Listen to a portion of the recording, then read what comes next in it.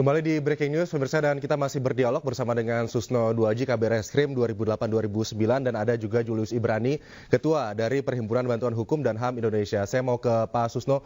Pak Susno, kita lanjutkan dialog kita ini terkait tadi disampaikan oleh Bang Julius, ada kemudian kita tidak menginginkan bahwa nantinya apa yang dialami, apa yang sedang dilalui ini bisa dipersepsikan publik menjadi kriminalisasi kebebasan berekspresi, apalagi di tengah proses menuju pemilu 2024 yang kita harapkan benar-benar pesta demokrasi ini melalui proses demokrasi yang betul-betul begitu. Bagaimana Pak Susno? Kapolri sudah memerintahkan terkait dengan masalah-masalah yang seperti gini-gini itu jangan diproses karena sudah dekat masalah pencoblosan, kira-kira begitulah ya TR-nya. Yang kedua, yang memberitakan kayak gini itu banyak gitu media, bukan hanya Aiman saja. Nah, kenapa kok hanya Aiman?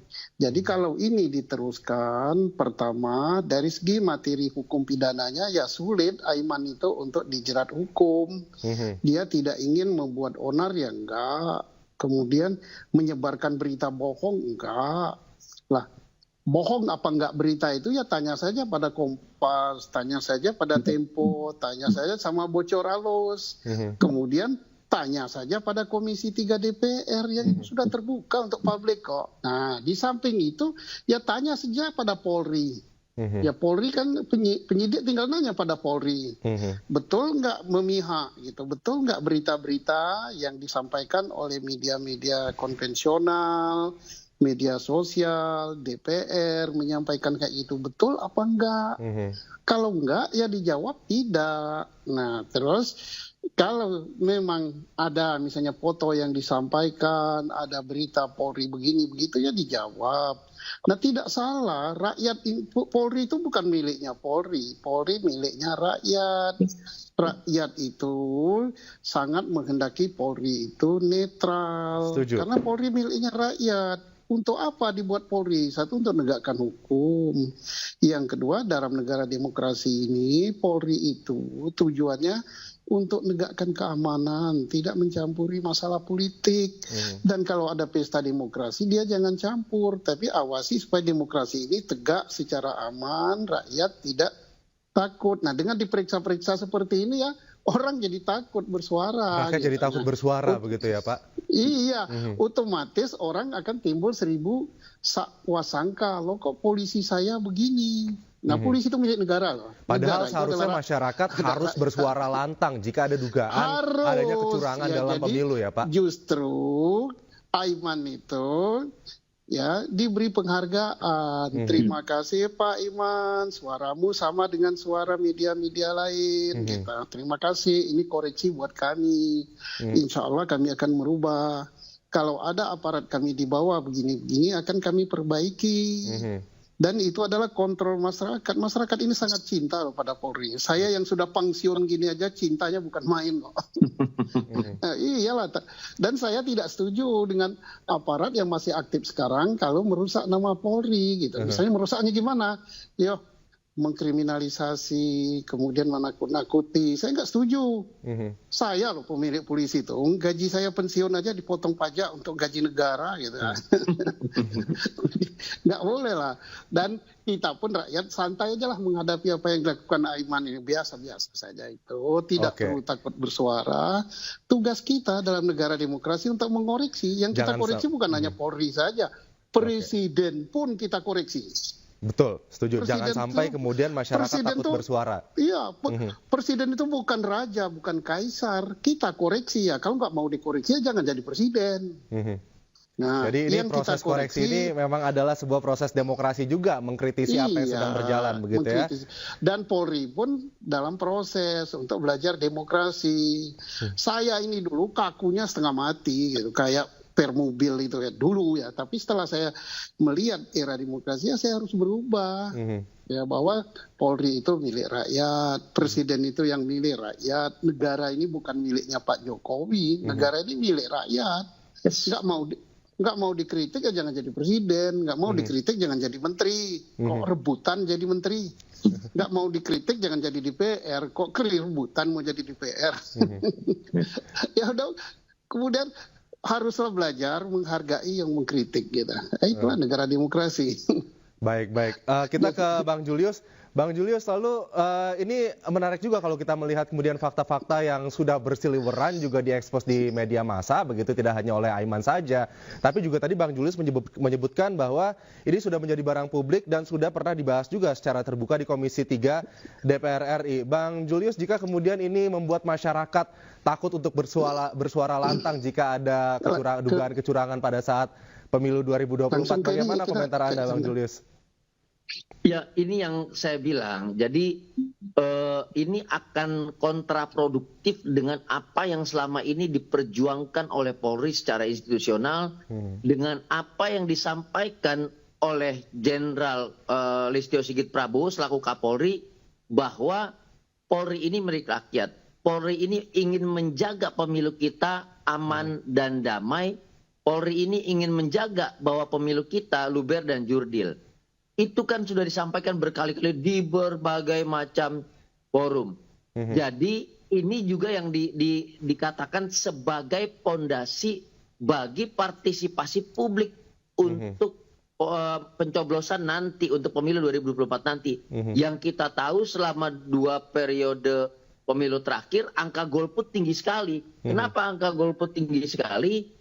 Karena problem kepercayaan terhadap penyelenggaraan pemilu. Dan salah satunya adalah problem netralitas dari institusi negara, problem tadi ancaman dan intimidasi terhadap pemilu itu sendiri. Jadi misalnya begini, kalau kita merujuk ke 2014-2019 ada gerakan masif untuk golput. Gitu. Saya menolak golput berkali-kali dan saya katakan kita harus berpartisipasi.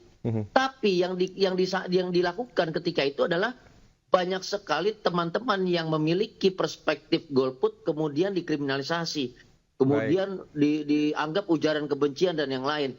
Padahal mengubah pemikiran itu bisa dilakukan dengan edukasi, bukan kriminalisasi. Gitu Apa yang dilakukan oleh Aiman adalah sebetulnya proses edukasi juga ya, dan jadi seperti Anda katakan memang ini sebuah pondasi untuk kemudian menimbulkan partisipasi publik pada pemilu 2024. Bang Julius, kita tahan dulu. Pak Susno Duaji, terima kasih atas waktunya telah bergabung bersama kami. Namun Pak Susno harus pamit. Terima kasih Pak Susno atas waktunya. Selanjutnya pemirsa, kami akan ajak Anda untuk bergabung ke Polda Metro Jaya. Di sana sudah ada Camar Haenda yang akan melaporkan dari sana. Camar, selamat pagi. Bagaimana, apakah saat ini Aiman dan juga tim TPN Ganjar Mahfud yang mendampingi sudah hadir di Polda Metro Jaya, dan apakah penyelidikan terkait kasus ini sudah dimulai kembali? Ya, baik, selamat pagi Aldi dan juga pemirsa. Dapat kami sampaikan bahwasanya saat ini saya sudah berada di Direktorat Reserse Kriminal Khusus dan kami masih menanti kedatangan dari Aiman Wicaksono. Kalau tadi sebelumnya ada laporan dari rekan Indra Setiabudi di TPN Cemara, dan tadi sudah dilihat juga bahwasanya Aiman Wicaksono sudah bertolak dari sana menuju ke arah Polda Metro Jaya, di mana hari ini akan ada pemeriksaan kedua dari Aiman Wicaksono berkaitan dengan isu netralitas Polri, yang sebelumnya Aiman Wicaksono dilaporkan atas ujaran kebencian dan juga penyebaran berita bohong berkaitan dengan adanya oknum Polri yang memang dinilai tidak presisi dan juga menimbulkan sejumlah kegaduhan dikarenakan memerintahkan sejumlah bawahannya untuk mendukung salah satu paslon. Dan sebelumnya Aiman Wicaksono juga sudah mengkonfirmasi bahwasannya dirinya ini sudah mendapatkan surat pemanggilan kedua pada tanggal 22 Januari 2024 atau pada Senin kemarin, dan akan dilakukan pemeriksaan dalam tahap penyidikan hari ini. Dan hari ini diagendakan bahwasanya dirinya akan diperiksa seorang diri, dalam artian nantinya tidak ada lagi pemeriksaan terhadap saksi-saksi lain. Meskipun begitu, berdasarkan informasi yang kami dapat dari rekan Indra Setiabudi bahwasanya nantinya Aiman akan didampingi oleh tim advokasi dari TPN Ganjar Mahfud, yakni Baki Gama. Kemudian juga hari ini selaku saksi terlapor, Aiman juga disebutkan telah siap untuk bisa memberikan pernyataan pada hari ini kepada pihak kepolisian. Dan sebelumnya Aiman Wicaksono sudah dilakukan pemeriksaan untuk yang pertama kali. Sebagian berkas ini sudah diterima dan artinya nantinya akan ada pemeriksaan berlandaskan kepada bukti-bukti yang sudah diserahkan. Dan hari ini sesuai dengan pernyataan dari Aiman Wicaksono bahwasannya dirinya juga sudah membawa bukti-bukti tambahan yang sudah diserahkan kepada tim kuasa hukum. Dan untuk penyerahan bukti-bukti yang tadi sudah disampaikan, juga Aiman menyebutkan tidak adanya unsur pidana yang ia lakukan dikarenakan hal tersebut ini merupakan dalam rangka sebagai wanti-wanti ataupun juga peringatan kepada aparat penegak hukum dan juga kepolisian untuk bisa bersikap netral dan juga hati-hati utamanya dalam kontestasi Pilpres 2024. Dan pelanggaran yang disangkakan kepada Aiman Wicaksono adalah berkaitan dengan pasal 28 junto pasal 45 Undang-Undang nomor 19 tahun 2016 terkait dengan ITE yakni ujaran kebencian, dan untuk yang kedua adalah pasal 14 hingga dengan 15 Undang-Undang nomor 1 tahun 1946 berkaitan dengan penyebaran berita bohong. Bantahan yang juga disampaikan oleh Aiman Wicaksono bahwasanya ini merupakan dalam rangka kebebasan berpendapat. Dikhawatirkan dengan dilangsungkannya ataupun juga dilanjutkannya tahap dari pemeriksaan Aiman Wicaksono dari tahap penyelidikan ke tahap penyidikan ini bisa membungkam suara masyarakat terkait dengan kebebasan berpendapat dan juga bagaimana masyarakat bisa mengawal pesta demokrasi pada tahun ini. Dan sejauh ini memang terdapat 6 pihak yang melaporkan Aiman Wicaksono ke Polda Metro Jaya, dan salah satu diantaranya adalah Aliansi Masyarakat Sipil. Kita akan nantikan bersama kedatangan dari Aiman Wicaksono, namun sejauh ini Aldi dan juga pemirsa kami belum melihat tanda-tanda kedatangan dari Aiman Wicaksono. Kalau kita melihat tadi laporan dari rekan Indra Setiabudi dari TPN Cemara, artinya Aiman Wicaksono masih sedang dalam perjalanan. Sementara demikian Aldi. Baik, terima kasih Camar Henda melaporkan dari Polda Metro Jaya. Kita masih nantikan kedatangan dari Aiman dan juga tim pendamping dari tim advokasi Ganjar Mahfud. Terima kasih Camar, kita akan kembali ke Anda nanti. Namun pemirsa, kami akan kembali usai jeda berikut ini, tetap di Breaking News.